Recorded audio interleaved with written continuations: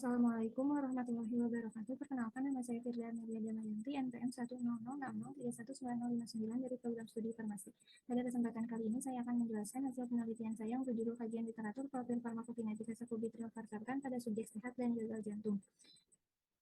Gagal jantung adalah kondisi abnormalitas struktur jantung yang menyebabkan kegagalan jantung mendistribusikan oksigen ke seluruh tubuh. Prevalensi dari gagal jantung sendiri yaitu sekitar 64 juta kasus dengan 8,52 kasus per 1000 penduduk.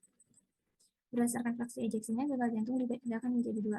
HFrEF terjadi ketika fraksi ejeksi kurang dari 40% menyebabkan ventricle kiri tidak mampu berkontraksi dengan baik, sedangkan HFrEF terjadi ketika fraksi ejeksi lebih dari 50% menyebabkan ventricle kiri tidak mampu berelaksasi dengan baik. Pada gagal jantung HFrEF, pengobatan dengan menggunakan RAS seperti ACE inhibitor atau ARB dapat digunakan, namun pengobatan tersebut belum efektif pada gagal jantung HFrEF, karena pada kondisi tersebut dibutuhkan efek vasodilatasi yang lebih besar, sehingga muncullah. Assalamualaikum warahmatullahi wabarakatuh.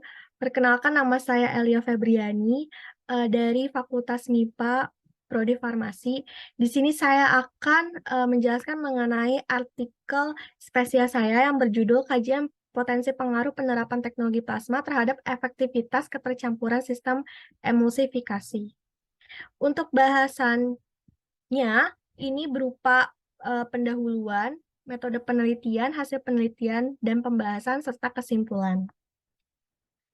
Latar belakangnya yaitu seorang formulator kerap dihadapi sebuah tantangan dalam pembuatan sediaan emulsi, yaitu berupa ketercampuran. Seperti kita ketahui bahwa emulsi merupakan sediaan cair yang mengandung dua cairan yang tidak saling bercampur, di mana salah satu cairannya ini akan terdispersi dalam. Assalamualaikum warahmatullahi wabarakatuh. Perkenalkan, nama saya Devina Rusdiasari, NPM 10060319122 dari Prodi Farmasi, Fakultas Ilmu Pengetahuan Alam dan Matematika, Universitas Islam Bandung. Di sini saya akan memaparkan hasil spesial penelitian saya yang berjudul Uji Aktivitas Anti Jamur Ekstrak Etanol Dalgona Selana mg terhadap pertumbuhan jamur Candida albicans dan Microsporum gypseum.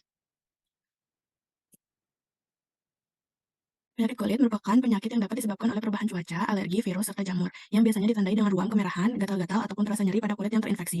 Penyakit kulit yang disebabkan oleh jamur dapat berkembang biak di daerah yang mempunyai kelembapan udara yang tinggi, sehingga dapat dengan mudah membantu pertumbuhan jamur. Jamur sendiri merupakan tumbuhan yang sederhana, memiliki inti, berspora, tidak punya klorofil, termasuk sel atau benang, yang memiliki cabang-cabang dengan dinding dari selulosa atau kitin, berkembang biak secara seksual ataupun aseksual.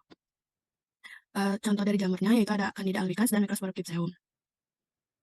Pengobatan untuk penyakit jamur dikenal dengan anti jamur, di mana zat yang dihasilkan oleh suatu mikroba, terutama fungi, yang dapat menghambat atau dapat membasmi mikroba jenis lainnya, yang memiliki khasiat mematikan atau menghambat pertumbuhan kuman, sedangkan toksisitas bagi manusia relatif kecil. Assalamualaikum warahmatullahi wabarakatuh. Perkenalkan, nama saya Nadia Rahayu dengan NPM 10060319008 dari Program Studi Farmasi Fakultas Matematika dan Ilmu Pengetahuan Alam. Pada kesempatan kali ini saya akan memaparkan penelitian saya dengan judul Studi Literatur Aktivitas dari Ekstrak Bibit Merah sebagai penanganan terhadap beberapa penyakit tidak menular. Latar belakang dari penelitian saya yaitu penyakit tidak menular menjadi masalah utama kesehatan di Indonesia yang terus mengalami peningkatan. Penduduk Indonesia menderita asma, kanker, stroke, gagal ginjal kronis, sendi, diabetes mellitus, jantung, hipertensi, dan obesitas sentral. Sehingga perlu adanya penanganan penyakit tidak menular pada kesehatan yang mengutamakan aspek pada upaya preventif dan kuratif. Potensi bahan alam yang dapat dimanfaatkan salah satunya adalah umbi bit merah yang bermanfaat untuk antioksidan, antiinflamasi, anti kanker, dan lain-lain. Rumusan masalah dari penelitian ini adalah bagaimana aktivitas kandungan. Bismillahirrahmanirrahim. Assalamualaikum warahmatullahi wabarakatuh. Alhamdulillahirabbil alamin wassalatu wassalamu ala asyrofil anbiya'i wal mursalin wa ala alihi washabihi ajmain amma ba'du. Perkenalkan, nama saya Yalida Farais dengan NPM 10060319086 dari Prodi Farmasi Fakultas Matematika dan Ilmu Pengetahuan Alam Universitas Islam Bandung. Saya di sini akan mempresentasikan seminar spesial saya yang berjudul Uji Efektivitas Ekstrak dan Fraksi Air Buah Lenca Solanum nigrum sebagai biolarvasida terhadap larva nyamuk penyebab filariasis Kulek sp. Pertama ada pendahuluan. Penyakit filariasis menginfeksi lebih dari 1,3 miliar penduduk di 72 negara, terutama di Indonesia tergolong daerah rawan kasus filariasis. Jumlah kasus klinis filariasis di Indonesia berdasarkan data kumulatif sampai tahun 2013 ditemukan sejumlah 12,714 kasus. Jumlah kasus filariasis mengalami peningkatan sejak tahun 2012, yaitu 11,902 kasus. Penyakit ini tidak menyebabkan kematian, tetapi dapat menimbulkan kecacatan seumur hidup, stigma sosial, dan dampak beban ekonomi. Bismillahirrahmanirrahim. Assalamualaikum warahmatullahi wabarakatuh. Perkenalkan, saya Marsyanda Putri Nabila dari program Studi Farmasi Fakultas Matematika dan Ilmu Pengetahuan Alam. Di sini saya akan mempresentasikan terkait penelitian saya yang berjudul Uji Aktivitas Sitotoksik Ekstrak dan Fraksi dalam Gangguan Stadium Suspension Cicit menggunakan metode Brainstorm Mentality Test. Kanker sendiri merupakan penyakit penyebab kematian tertinggi kedua setelah penyakit kardiovaskular. Dapat dilihat dari prevalensinya di Indonesia pada tahun 2020, total kasus kanker mencapai 396.914 kasus. Dan di mana kanker masih bisa diobati salah satunya dengan menggunakan obat-obat kemoterapi, namun obat-obat ini seringkali menimbulkan efek toksik bagi tubuh. Maka dari itu, suatu penelitian terus dilakukan, terutama untuk menemukan obat berasal dari tanaman sebagai penunjang kemoterapi yang sudah ada. Tanaman pelawan memiliki senyawa aktif mayor, yaitu senyawa golongan fenolik seperti flavonoid dan tanin, yang diyakini berpotensi memiliki aktivitas sitotoksik. Assalamualaikum warahmatullahi wabarakatuh. Perkenalkan, nama saya Delvina Angelia Kusdianti dengan NPM 10060319114. Mahasiswa program studi farmasi Fakultas Ilmu Pengetahuan Alam dan Matematika Universitas Islam Bandung. Pada kesempatan kali ini, saya akan memaparkan hasil penelitian saya yang berjudul penelusuran pustaka potensi antioksidan keluarga Cucurbitaceae dan kaitannya dalam pemanfaatan sebagai antiinflamasi. Pokok bahasan yang akan saya paparkan adalah sebagai berikut. Kemudian, pada dunia kesehatan dan kedokteran telah banyak membahas topik mengenai radikal bebas, di mana radikal bebas lebih dalam tubuh akan menyebabkan berbagai penyakit. Kelompok tanaman Cucurbitaceae ini dapat digunakan sebagai antioksidan dan antiinflamasi karena memiliki senyawa vitaminnya sebagai khasiat bahan tersebut, yaitu flavonoid, saponin, carotenoid, dan alkaloid. Antioksidan sendiri merupakan senyawa yang Bismillahirrahmanirrahim. Assalamualaikum warahmatullahi wabarakatuh.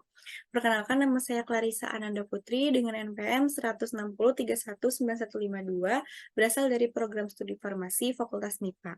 Pada video kali ini, saya akan mempresentasikan spesies saya yang berjudul Formulasi Nanoemulsi Mengandung Minyak Calendula officinalis. Kulit merupakan organ terluar dari tubuh yang sering berinteraksi dengan lingkungan sekitar seperti sinar ultraviolet, asap rokok, obat-obatan, dan lain-lain. Sinar ultraviolet ini merupakan jenis radiasi yang berasal dari matahari. Sinar UV jika berlebih pada kulit akan mengakibatkan ROS pada kulit. Bagaimana cara mencegahnya? Cara mencegahnya dengan menggunakan minyak kalendula pada skincare, di mana minyak kalendula ini nantinya dibuat dalam sediaan nanoemulsi untuk meningkatkan penetrasinya menembus ke dalam kulit. Rumusan masalah. Assalamualaikum warahmatullahi wabarakatuh. Perkenalkan, nama saya Ananda Rizky Tamaraja Cahyadi, NPM 10060619134 dari program studi farmasi Universitas Islam Bandung. Di sini saya akan menjelaskan mengenai penelitian saya, yaitu kajian potensi interaksi obat pada resep gangguan pernapasan di Puskesmas Cibalarang, Kota Bandung. Yang pertama yaitu pendahuluan. Gangguan pernapasan merupakan penyakit yang dapat disebabkan oleh polusi udara, bakteri, virus, dan sebagainya. Pemberian obat pada gangguan pernapasan dapat lebih dari satu macam obat. Misalnya pada penyakit yang disebabkan oleh infeksi bakteri dapat diberikan antibiotik dan terapi simptomatis, sehingga dapat menyebabkan interaksi obat. Interaksi obat merupakan reaksi yang timbul ketika efek dari suatu obat mengalami perubahan dengan adanya obat lain, obat herbal, makanan, minuman, ataupun senyawa kimia lainnya. Interaksi yang dapat terjadi misalnya pada salbutamol efedrin, erythromycin dan aspenzol, serta rifampicin dan paracetamol. Adanya kejadian interaksi obat ini dapat meningkatkan toksisitas. Assalamualaikum warahmatullahi wabarakatuh. Izin memperkenalkan diri, nama saya Silvi Sandi Putri, NPM 10060619037 dari program studi farmasi Fakultas Matematika dan Ilmu Pengetahuan Alam Universitas Islam Bandung. Pada kesempatan kali ini, saya akan memaparkan penelitian saya yang berjudul Pembentukan kokristal sebagai upaya peningkatan kelarutan dan laju disolusi obat BCS kelas 2. Kelarutan merupakan salah satu sifat psikokimia yang penting dalam absorpsi obat ke dalam sistemik. Kelarutan berhubungan erat dengan disolusi dan ketersediaan hayati obat atau bioavailabilitas. Bahan aktif farmasi dengan kelarutan yang baik memiliki disolusi dan bioavailabilitas obat yang baik. Sebaliknya, bahan aktif farmasi dengan kelarutan rendah memiliki disolusi dan bioavailabilitas yang rendah juga. Biopharmaceutical Classification System atau BCS merupakan model eksperimental yang mengukur permeabilitas dan kelarutan dalam kondisi yang ditentukan.